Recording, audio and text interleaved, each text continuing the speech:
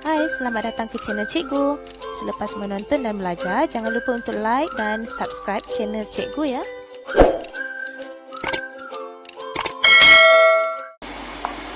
Assalamualaikum warahmatullahi wabarakatuh. Okey, hari ini kita akan teruskan lagi dalam bab 8, Matematik Tingkatan 1, iaitu kita akan belajar tajuk 8.3, sudut yang berkaitan dengan garis selari dan garis rentas lintang. Okey, hari ini kita hanya fokuskan dua perkara sahaja dalam video ni, iaitu garis selari dan garis rentas lintang. Dan yang kedua, kita akan belajar mengenal sudut sepadan, sudut selang-seli dan sudut pedalaman. Okey, sekarang kita akan lihat yang pertama dahulu, apakah garis selari dan garis rentas lintang. Okay, seperti yang kita sudah belajar sebelum ini, garis selari adalah melibatkan dua atau lebih garis yang kedudukannya adalah sama, di mana sudutnya akan sama. Jadi kalau biasanya kita akan ada tandaan seperti ini. Contohnya satu garis dia sengit ke atas macam ni. Okay, dan satu lagi dia akan kedudukan yang sama. Jadi kita akan guna simbol anak panah menunjukkan garis A dan garis B ini adalah selari antara satu sama lain. Okey, jika kita lihat pada gambar rajah kerusi ni, kaki kerusi ni, diberi dua garis berwarna biru di mana ada anak panah dekat situ. Okey, dan anak panah ini menunjukkan bahawa kedua-dua garis ini adalah selari antara satu sama lain. Itu adalah garis selari. Kemudian kita akan kenal garis rentas lintang. Okey, garis rentas lintang ni biasanya dia akan bersilang dengan dua atau lebih garis lurus di mana garis ini akan memotong garis tersebut. Contohnya, kalau tadi kita dah lukis garis A dan B, kemudian ada satu lagi garisan yang akan memotong kedua-dua garis tersebut. Okey, jadi kita panggil garis ini merupakan garis rentas lintang. Okey, di mana dia akan merentas lebih daripada satu garis lurus. Okey, kita akan lihat contoh yang cikgu ambil daripada buku teks, iaitu soalan nombor 2 ni, cikgu tunjukkan di mana soalan ini meminta kita supaya melabel garis yang merupakan garis rentas lintang sebagai AB. Kemudian lukis satu garis rentas lintang yang lain dan label garis itu sebagai PQ. Okey, jadi untuk fahamkan soalan ni, kita pertama sekali kita kena kenal yang manakah merupakan garis selari. Jadi seperti yang cikgu telah bagi tahu tadi, cara untuk mengenalnya kita perlu lihat anak panah. Jadi dekat sini ada anak panah menunjukkan garisan tiga-tiga garis ini adalah selari antara satu sama lain.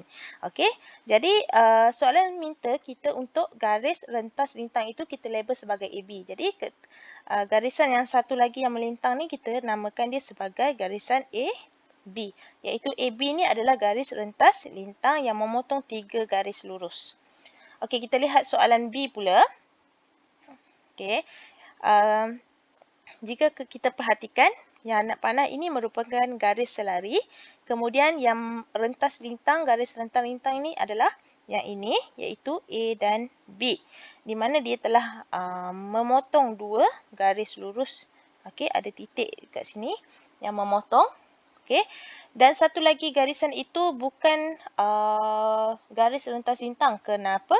Kerana ia hanya memotong satu sahaja. Sini dia dekat sini dia tak potong ya. Jadi garisan ini bukanlah garis rentas lintang. Okey, kemudian kita lihat soalan C. Okey, ini adalah garis selari. Kemudian kita lihat ada dua lagi garis. Okey, yang manakah merupakan garis rentas lintang, iaitu yang ini. Kenapa yang ini? Kerana dia telah memotong tiga garis lurus. Sedangkan yang satu lagi ni dia hanya potong satu sahaja garis lurus. Jadi yang satu lagi tu bukanlah garis rentas lintang. Okey, soalan sebenarnya dia minta kita buat satu lagi, iaitu dia minta kita bina satu garis PQ. Okey, jadi PQ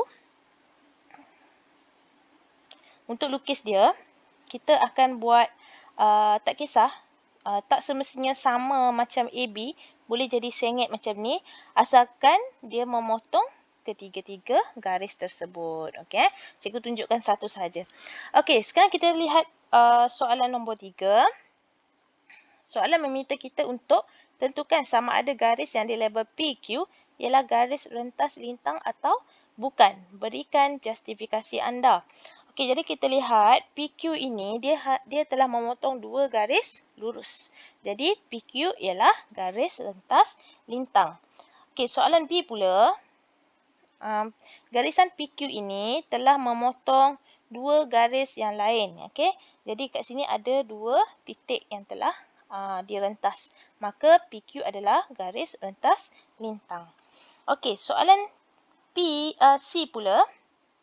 PQ ni hanya memotong satu garis lurus sahaja. Jadi PQ bukan garis rentas lintang. Okey, cikgu harap semua faham. Okey, sekarang kita lihat bahagian yang kedua, iaitu sudut sepadan, sudut selang-seli dan sudut pedalaman.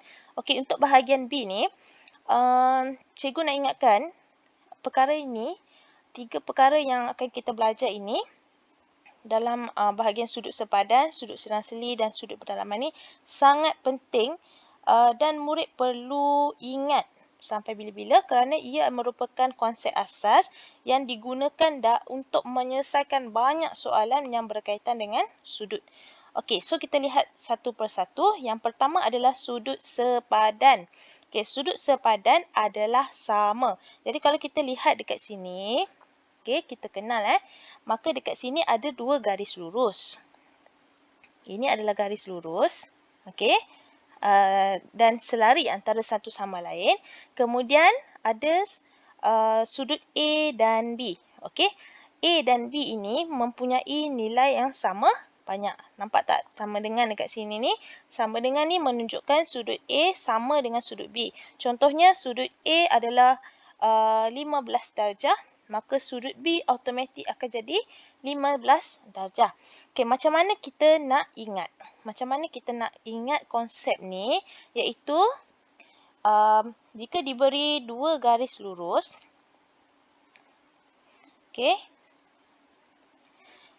ia seperti huruf F. Okey, murid kena ingat huruf F. Okey, kalau dekat sini kita ada satu sudut di atas iaitu A dan sudut B, A dan B adalah sama seperti yang cikgu terangkan tadi.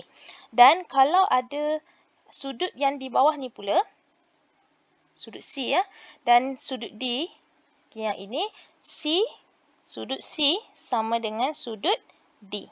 Okey, murid kena faham A sama dengan B, dua-dua berada di atas garisan yang selari. C dengan D sama kerana kedua-duanya berada di bawah garisan yang selari. Jadi kat sinilah. Dekat sini C, kat sini D. Okey, cikgu harap faham Okey, kemudian sudut selang-seli.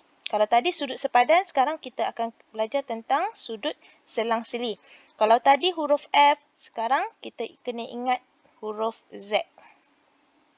Okey, di mana di bahagian atas ni adalah garisan yang selari. Mesti selari. Kalau tak selari, tak boleh. Dia takkan jadi sama. Okey, sudut selang-seli adalah sama. Maksudnya, dekat sini C, sini B. Cikgu tengok huruf yang telah diberikan ni sama je dengan buku teks. C dengan B. Okey, sudut C dengan B ni adalah sama. Contohnya, kalau diberi C 20 darjah, automatik B pun akan jadi 20 darjah. Ini adalah sudut selang-seli. Okey, ingat huruf F. Okey, sekarang kita pergi kepada yang ketiga iaitu hasil tambah sudut pedalaman ialah 180 darjah. Okey, sudut pedalaman, apakah sudut pedalaman? Okey, tadi huruf Z, sekarang dia akan jadi macam ni. Dia boleh jadi huruf C terbalik ataupun U, tak kisah. Apa-apa asalkan garisan atas dengan bawah ni mesti selari dan sudut yang berada di dalam. Sebab tu dipanggil pedalaman. sudut yang berada di dalam ni dan bertentangan antara satu sama lain ni, sudutnya bila kita tambah dia akan jadi 180. Kalau contohlah dekat sini diberi 20 darjah, berapakah sudut D? So untuk cari sudut D, kita tahu bahawa C dengan D ini sama dengan 180. Maka untuk dapatkan sudut D, kita perlu tolakkan sahaja dengan 20 darjah tadi. Maka kita akan dapat 160 darjah dekat sini. Okay, faham Hasil tambah C dengan D adalah 180. Okey, jadi ketiga-tiga ni murid kena ingat. Okey, kena ingat konsep ni supaya ia membantu kita untuk menyelesaikan banyak soalan berkaitan dengan sudut. Okey, ini adalah contoh yang cikgu ambil daripada buku teks. Okey, so buku soalan ni dia tanya namakan sudut-sudut yang diberikan ni. Okey, kalau kita lihat kat sini cikgu terangkan semula. A dan B ni berada di dalam. Okey, jadi kita tengok garisan ni. Pertama sekali kita kena pastikan dua garis ni adalah selari. Okey, jika selari maka kita tengok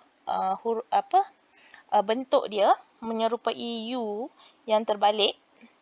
Maka ataupun C yang terbalik, maka A tambah B, kita dah belajar tadi, hasil tambah A dan B adalah 180 darjah. Okey, so ini adalah sudut pedalaman. Okey, kemudian kita lihat soalan B. Okey, kalau kita lihat dekat sini, ini adalah garis selari. Okey, ada satu lagi garis yang ini dan okey, so ini menyerupai huruf F. Okey, kalau ini garisan yang ini, tengok ini berada di bawah. Okey, cikgu warnakan. Ini berada di bawah. Yang ini pun berada di bawah garisan. Maka kedudukannya sama. Sudut A adalah sama dengan sudut B. Okey, ini adalah sudut apa tadi yang kita dah belajar? Namanya adalah sudut sepadan. Okey, yang pertama sekali kita belajar tadi. Sudut sepadan. Huruf F. Okey, sekarang kita akan tengok yang seterusnya pula. Soalan C. Okey, so kalau kita lihat dekat sini, bentuknya adalah seperti ini. Okey, antara A dengan B ni, pastikan ianya adalah selari. Maka kita akan lihat bentuknya akan jadi macam ni. Huruf Z. Okey, jadi sudut A dan sudut B adalah sama. Okey, sudut A adalah sama dengan sudut B. Ini adalah sudut selang-seli, huruf Z. Okey, kalau yang ini pula, soalan D, sudut apakah ini? Okey, so ada satu garis. Ini adalah garis yang selari. So, kita tengok kat sini, dia menyerupai huruf F. Tak kisahlah F terbalik ke, bukan ke. Okey, pastikan kalau A duduk di bahagian atas garisan, B pun duduk di bahagian atas. Maka sudut A adalah sama dengan sudut B. Okey, let's say lah kalau sudut B berada di sini. Contohlah kalau B berada di bawah macam ni. Cikgu lukis mula. Okey, contohnya A dekat sini, B dekat sini. Tak boleh dia tak boleh. A tak sama dengan B. Yang penting kalau A duduk di bahagian atas,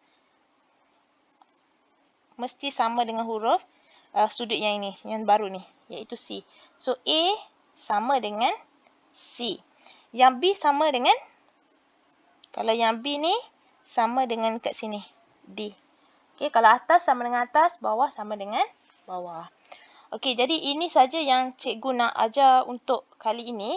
Kerana cikgu tak nak masuk terlalu banyak. Sebab dalam 8.3 ni sebenarnya kita banyak lagi yang kita akan belajar. Antaranya kita akan menentukan dua garis adalah selari atau tak. Okey, di mana kita akan ada kira-kira menentukan sudut yang berkaitan garis selari dan garis lentas lintang pun sama, kita akan ada kira-kira, kita guna konsep tadi yang kita dah belajar tadi. Dan kita last kali kita akan belajar tentang sudut dongak dan sudut tunduk. Ini cikgu akan terangkan pada next video. Okey. Yang penting hari ini objektif kita adalah untuk mengenal garis selari, garis rentas lintang, sudut sepadan, sudut selang-seli dan sudut pedalaman. Okey. So, cikgu harap semua faham. Itu sahaja pada hari ini. Assalamualaikum.